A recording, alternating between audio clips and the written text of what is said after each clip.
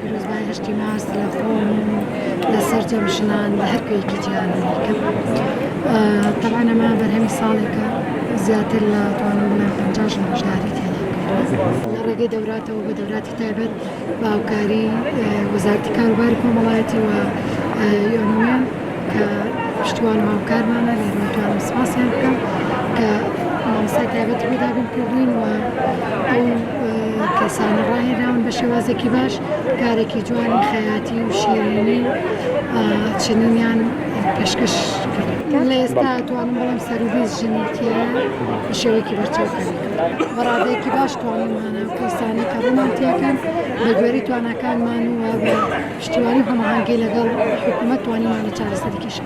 ئەمڕۆ لە دەبیانەوە دەستی پێ کردووە تا سێ ئێوارە بەردەوام